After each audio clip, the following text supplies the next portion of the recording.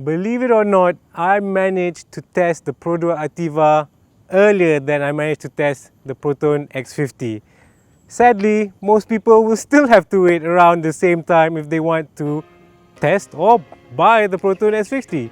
So is 6 months worth the wait if you want to get your hands on one of these beautiful things? Let's find out.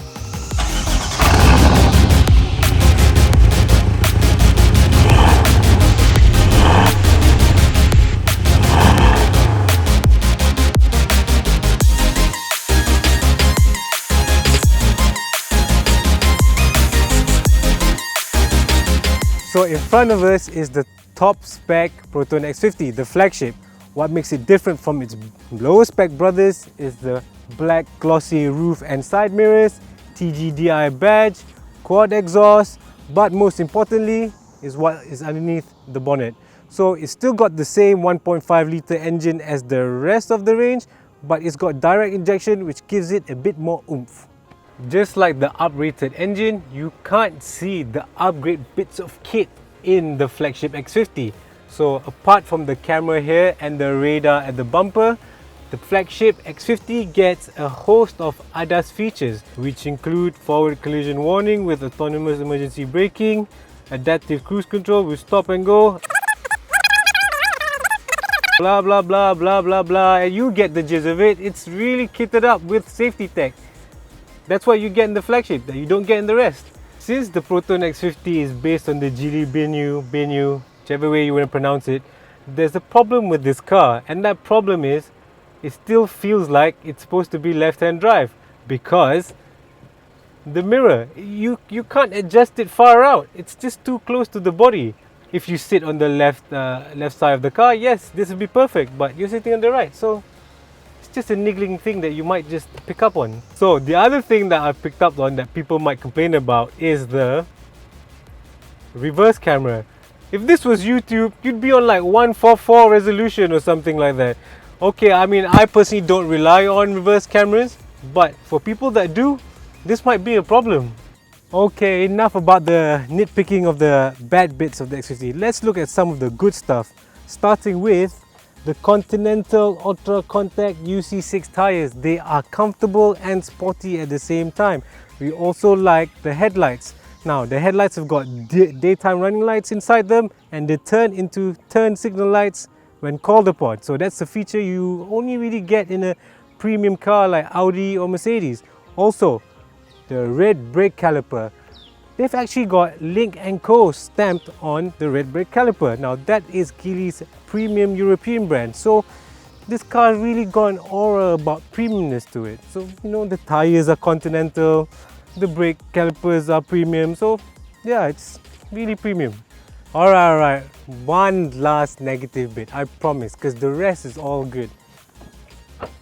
Manual labor tailgate. What is this all about? Come on, just give this a powered tailgate. Yeah, if you want one, you'd have to pay Proton extra for this powered tailgate. So come on, Proton, just give it to the people, man.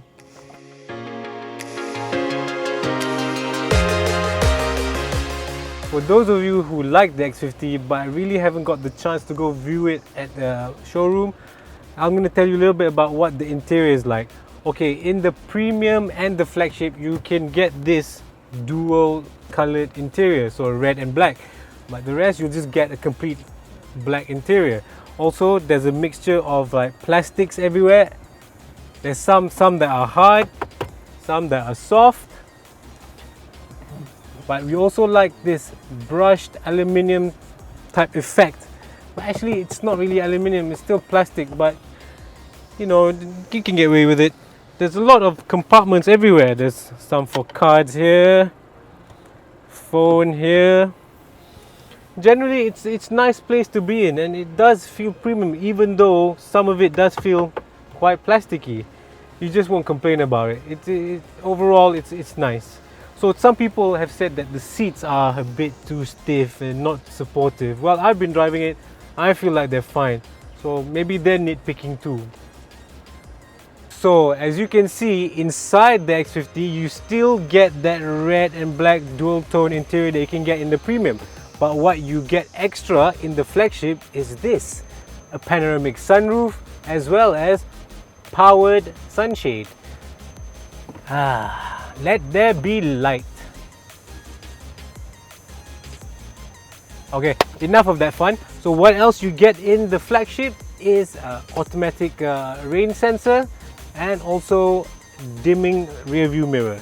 At the rear, people have complained that it's a bit cramped. Actually, it's not cramped at all. I find it to be very spacious.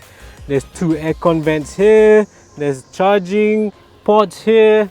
I don't really know what people are complaining about, but I'm not the right person to talk about rear interior room because I am a short guy, you know, the guys from Lord of the Rings.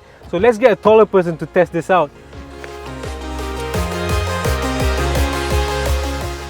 So there you go. Even a person not from the Lord of the Rings says it's fine. So as you can see, it does look like the X50 has a good boot space. Well, actually it's got 330 litres, the smallest out of its competitors. Actually, not even its competitors. The Ativa, which people say is not its competitor, has a bigger boot. But you know what? It's fine. It'll just fit some bags in it. Stop complaining.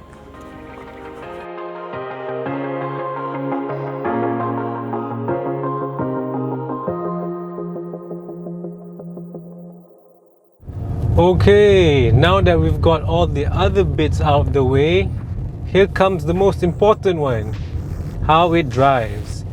Okay, let's start with this 3-cylinder vibration myth. Okay, in the Ativa, the 3-cylinder does vibrate a lot. You can really feel the vibration. But in the X50, it is quite refined. You don't really feel it, you don't really notice it until you hear that 3-cylinder engine note, and that's if you recognize it, because it just sounds just like a normal engine. So since this is the flagship, it gets a special engine. Well, not special, a tweaked engine. It gets a direct injection engine. So compared to the standard and premium, which have got 150 PS and around 220 Newton meters of torque, this has got 25 more on top of the standard and premium, and that's for horsepower and torque. So what does that give you? It gives you around 177 PS and 250 Newton meters of torque, if I'm not wrong. So what does all that power figure translate into? Translate into big thrust that's quite linear, but at the same time, it definitely pushes you back onto your seat. It's definitely enough horsepower, more than enough for most people. Actually, is, you know, it's more than enough that it'll get you into danger quite fast. I'm just about to show you what happens when you press the sports mode. As you can see, the speedometer comes alive, it changes to red, becomes angry almost, and then you just go for it. It really does truly come alive here. It was really subdued in the normal mode, but when you put in the sports mode, oh, you will kill somebody, so you better slow down.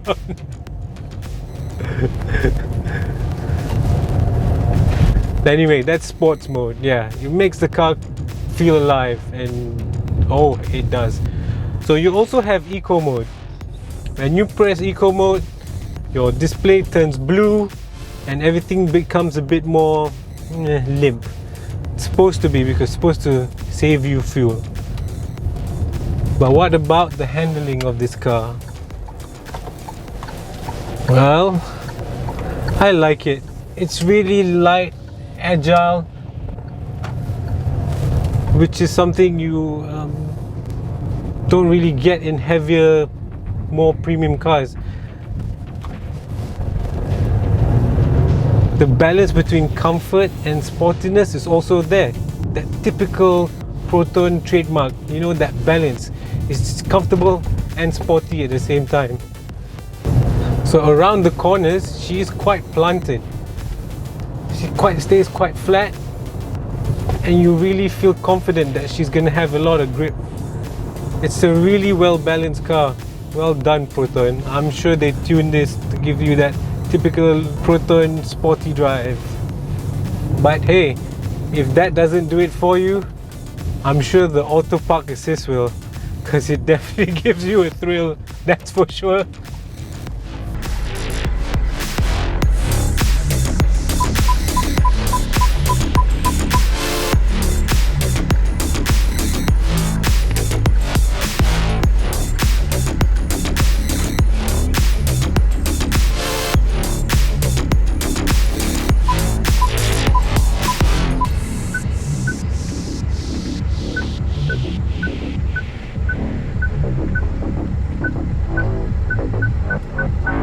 I break that.